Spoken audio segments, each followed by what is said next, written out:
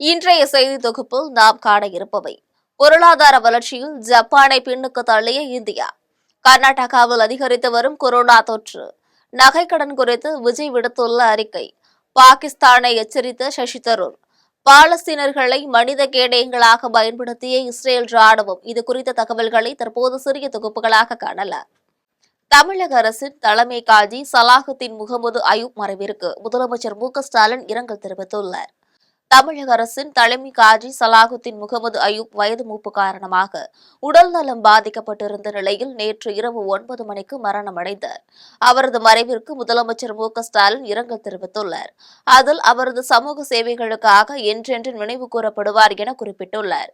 இஸ்லாமிய சமூகத்தினரின் பேரன்பையும் பெருமதிப்பையும் பெற்றிருந்த அவரது மறைவு ஈடு செய்ய முடியாத பேரிழப்பு என கூறியுள்ளார்.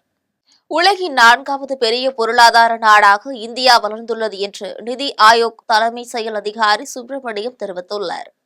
டெல்லியில் நடந்த நிதி ஆயோக் நிர்வாக குழு கூட்டத்தில் தலைமை செயல் அதிகாரி சுப்பிரமணியம் செய்தியாளர்களை சந்தித்து பேசினார். அப்போது அவர் இந்தியா 4வது பெரிய பொருளாதார நாடாக வளர்ந்துள்ளதாக கூறினார். ஒட்டுமொத்த புவிசார் அரசியல் மற்றும் பொருளாதார சூழல் இந்தியாவுக்கு சாதகமாக உள்ளதாக தெரிவித்தார். சர்வதேச நிதியத்தின் தரவுகளின்படி பொருளாதார வளர்ச்சியில் இந்தியா தற்போது ஜப்பானை முந்திவிட்டதாகவும் சுமார் 340 லட்சம் கோடி ரூபாய் பொருளாதார வளர்ச்சி அடைந்துள்ளதாகவும் கூறினார். தற்போது அமெரிக்கா, சீனா மற்றும் ஜெர்மனி ஆகிய 3 நாடுகள்தான் இந்தியாவை விட பெரிய பொருளாதார நாடுகளாக இருப்பதாக அவர் தெரிவித்தார். மேலும் திட்டமிட்டபடி உறுதியாக செயல்பாட்டால் 2 அல்லது 3 ஆண்டுகளில் 3வது பெரிய பொருளாதார நாடாக இந்தியா வளர்ச்சியடையும் என்று கூறியுள்ளார். நகைக்கடன் குறித்து ரிசர்வ் வங்கி விடுத்துள்ள 9 விதிமுறைகளை திரும்பப் பெற வலியுறுத்தி தவிக தலைவர் விஜய் வேண்டுகோள் விடுத்துள்ளார். இதுகுறித்து அவர் வெளியிட்டுள்ள அறிக்கையில், ரிசர்வ் வங்கியின் புதிய விதிகளின்படி ரசீது இல்லாதவர்கள் அதற்கு பதிலாக வேறு ஆவணங்களையோ உறுதிமொழி சான்றையோ அளித்து கடன் பெறலாம் என்றும், அவற்றில் சந்தேகம் இருந்தால் கடன் வழங்கக்கூடாது என்றும் சொல்லியிருப்பது வங்கிகளில் நகைக்கடன் மறுக்கப்படும் சூழலை ஏற்படுத்தியுள்ளதாக தெரிவித்துள்ளார். அதனைத் தொடர்ந்து தங்கத்தை அடமான வைத்து பெறப்படும் தொகை குறைந்து கொண்டே போவதாக குற்றம் சாட்டினார். மேலும் வங்கிகளால் விற்பனை செய்யப்படும் தங்க நாணயங்களுக்கு மட்டும் கடன் பெற முடியும் என்ற புதிய விதியால் வேறு ஆதாரங்களிலிருந்து தங்க நாணயங்களை வாங்கிய மக்கள் நகை கடன் பெற முடியாத சூழல் உருவாகியுள்ளதாக குறிப்பிட்டுள்ளார். அதனைத் தொடர்ந்து நகைக்கடன் பெறுவதில் பழைய நடைமுறையை மீண்டும் அறிவிக்க வேண்டும் என்று கேட்டுக் கொண்டார். ஆவடி அருகே தண்டவாளத்தை கடக்க முயன்றபோது ரயில் மோதியதில் பூ வியாபாரி ஒருவர் பரிதாபமாக உயிரிழந்தார். சென்னை அடுத்த ஆவடி கௌரிப்பேட்டை பகுதியைச் சேர்ந்த சூரிய நாராயணன் என்பவர் பூ வியாபாரம் செய்து வருகிறார். இந்நிலையில் ஆவடி அருகே வழக்கம் போல் பூ வியாபாரம் செய்து கொண்டிருந்தார். அப்போது சேக்காடு சுரங்கப்பாதை அருகே தண்டவாளத்தை கடக்க முயன்றபோது கோயம்புத்தூரிலிருந்து சென்னை சென்ற வந்தே பாரத் ரயில் மோதியதில் பரிதாபமாக உயிரிழந்தார்.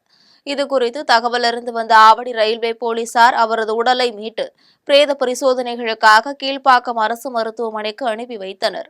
தண்டவாளத்தை கடக்க முயன்றபோது பூ வியாபாரி ரயில் மோதி உயிரிழந்த சம்பவம் அப்பகுதியில் சோகத்தை ஏற்படுத்தியுள்ளது. வங்கதேசத்தில் ராஜினாமாவை ரத்து செய்து அதனைத் தொடர்ந்து தலைமை ஆலோசகர் பதவியில் நீட்டிப்பதாக முகமது யூனுஸ் தெரிவித்துள்ளார். வங்கதேசத்தில் ஏற்பட்ட அரசியல் மாற்றம் காரணமாக கடந்த ஆண்டு நோபல் பரிசு பெற்ற பொருளாதார நிபுணர் முகமது யூனுஸ் தலைமையில் இடைக்கால அரசு அமைந்தது. இந்நிலையில் தலைமை ஆலோசகர் பதவியை முகமது யூனுஸ் ராஜினாமா செய்ய உள்ளதாக தகவல் வெளியானது. இதையடுத்து வங்கதேச அரசியல் ஆலோசகர்கள் அடங்கிய அமைச்சரவை கூட்டம் நேற்று நடைபெற்றது. இதில் பேசிய திட்டமிடல் ஆலோசகர் வஹீதுதீன் மஹ்மூத் தலைமை ஆலோசகர் முகமது யூனுஸ் எங்களை வழிநடத்துவதால் பல சவால்களையும் கடந்து பணி செய்து வருவதாக கூறினார். தலைமை ஆலோசகர் பதவியில் அவர் நீடிக்க வேண்டும் என வலியுறுத்தினார். இதனை முகமது யூனுஸ் ஏற்றுக்கொண்டு வங்கதேசத்தில் இடைக்கால அரசின் தலைவராக நீடிப்பதாக தெரிவித்தார். நாங்கள் பயத்திற்கு அடிபணிய மாட்டோம் என திரிணாமுல் காங்கிரஸ் கட்சி எம்பி அபிஷேக் பானர்ஜி தெரிவித்துள்ளார். ஆபரேஷன் சிந்தூர் நடவடிக்கையை உலக நாட்டிற்கு எடுத்துரைக்க மத்திய அரசு 7 எம்பிக்கள் குழுக்களை நியமித்தது. இதில் ஐக்கிய ஜனதா தள கட்சியின் எம்பி சஞ்சய் ஜா தலைமையிலான குழு பாகிஸ்தான் பயங்கரவாதத்தை எடுத்துரைக்க ஜப்பான் சென்றது. அப்போது அந்த குழுவில் உள்ள திரிணாமுல் காங்கிரஸ் கட்சியை சேர்ந்த அபிஷேக் பானர்ஜி பாகிஸ்தான் ஆதரவு பயங்கரவாதம் குறித்து பேசினார். அதில் பயத்திற்கு நாங்கள் எப்பொழுதும் அடிபணிய மாட்டோம் என்றும் பாகிஸ்தானுக்கு புரியும் மொழியில் பதிலளிக்க கற்றுக்கொண்டதாகவும் தெரிவித்தார். அதனைத் தொடர்ந்து பயங்கரவாதம் வெறிபிடித்த நாய் என்றால் அதை பாகிஸ்தான் மோசமாக கையாள்வதாக குற்றம் சாட்டினர்.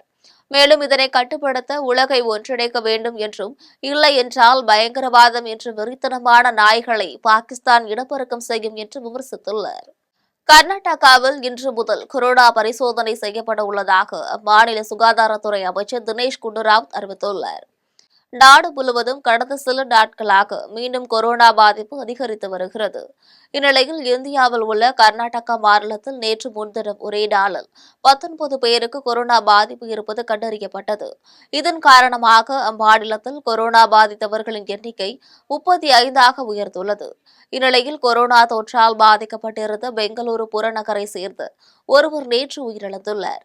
இதனால் கர்நாடகாவின் சுகாதாரத்துறை அமைச்சர் தினேஷ் குண்டுராவ் சுகாதாரத்துறை அதிகாரிகளுடன் ஆலோசனை நடத்தினார். இதையடுத்து செய்தியாளர்களிடம் பேசிய அவர், பொதுமக்கள் அதிகம் கூடும் பகுதிகளில் முகக்கவசம் அணிந்து செல்லுமாறு அறிவுறுத்தினார். மேலும் இன்று முதல் மாநிலம் முழுவதும் கொரோனா பரிசோதனை செய்யப்பட உள்ளதாக தெரிவித்தார். காசாவின் மீதான போரில் பாலஸ்தீனர்களை மனித கேடயங்களாக இஸ்ரேல் ராணுவம் பயன்படுத்துவதாக குற்றச்சாட்டு எழுந்துள்ளது. இஸ்ரேல் மற்றும் காசாவின் பாதுகாப்பு ஹமாஸ் படையினருக்கும் இடையே கடந்த 2023ஆம் ஆண்டிலிருந்து போர் நடைபெற்று வருகிறது.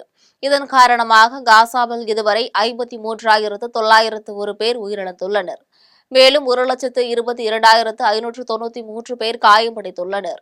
இந்நிலையில் காசா போரில் இஸ்ரேல் ராணுவம் பாலஸ்தீனர்களை மனித கேடயங்களாக பயன்படுத்தி வருவதாக அந்நாட்டு வீரர்களும் முன்னாள் கைதிகளும் தெரிவித்துள்ளனர். ஆக்கிரமிப்பு மேற்கு கரை பகுதியில் இஸ்ரேல் நடத்தும் போரின் போது அங்குள்ள வீடுகளில் சோதனை செய்ய பாலஸ்தீனர்களை மனித கேடயங்களாக பயன்படுத்துவதாக தகவல்கள் வெளியாகியுள்ளது. பாலஸ்தீனியர்களுக்கு இஸ்ரேல் ராணுவ சீருடை அணிவித்து கண்களை கட்டி நெற்றியில் கேமரா பொருத்தி வீட்டுக்குள் ஆயுத போராளிகளோ கண்ணி வெடிகளோ இல்லை என்பதை உறுதிப்படுத்த பயன்படுத்துவதாக முன்னாள் கைதிகள் குற்றம் சாட்டியுள்ளனர். பயங்கரவாதத்தை ஆதரித்ததற்காக பாகிஸ்தான் எதிர்விளைவை சந்திக்கும் என காங்கிரஸ் எம்பி சசி தரூர் எச்சரிக்கை விடுத்துள்ளார். பாகிஸ்தானின் பயங்கரவாதத்தை உலக நாடுகளுக்கு எடுத்துரைக்க பல்வேறு கட்சிகளை சேர்த்து 7 பேர் கொண்ட குழுவை மத்திய அரசு நியமித்தது. இதன்படி சசி தரூர் தலைமையிலான குழு கயானா, பனாமா, கொலம்பியா, பிரேசில் மற்றும் அமெரிக்கா உள்ளிட்ட 5 நாடுகளுக்கு பயணம் மேற்கொண்டது.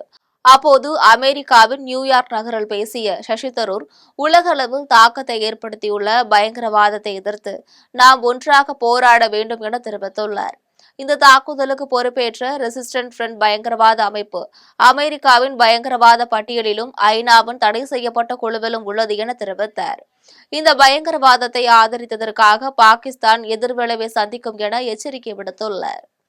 இதற்கு மறுப்பு தெரிவித்த இஸ்ரேல் ராணுவம் காசாவில் பொதுமக்கள் வசிக்கும் பகுதிகளில் ஹமாஸ் அமைப்பினர் ராணுவ நிலைகளை அமைத்து அவர்களை மனித கேடயங்களாக பயன்படுத்துவதாக இஸ்ரேல் கூறியுள்ளது. நீலகிரியில் பெய்யும் தொடர் மழை காரணமாக இன்று மற்றும் நாளை ஆகிய 2 தினங்களில் படகு சவாரி செய்ய தடை விதித்து மாவட்ட ஆட்சியர் லட்சுமி விவ்யா உத்தரவிட்டுள்ளார். நீலகிரி மாவட்டத்தில் நேற்று முன்தினம் இரவு முதல் கனமழை பெய்து வருகிறது.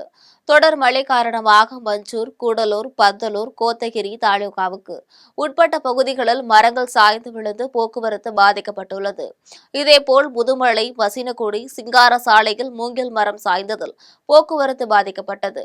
இதையடுத்து அங்குள்ள கூவசோலை நிலச்சரிவு பகுதியை அதிகாரிகள் ஆய்வு செய்து வெள்ளப்பெருக்கு ஏற்படும் அபாயம் உள்ளதால் பொன்னானி ஆற்றில் மக்கள் குளிக்க தடை விதிக்கப்பட்டுள்ளது. மேலும் ஊட்டி தலையாட்டு மருந்து நிவாரண முகாமை மாவட்ட ஆட்சியர் லட்சுமி விவ்யா, மாவட்ட பேரிடர் தடுப்பு கண்காணிப்பு அதிகாரி லலிதா ஆகியோர் பார்வையிட்டனர்.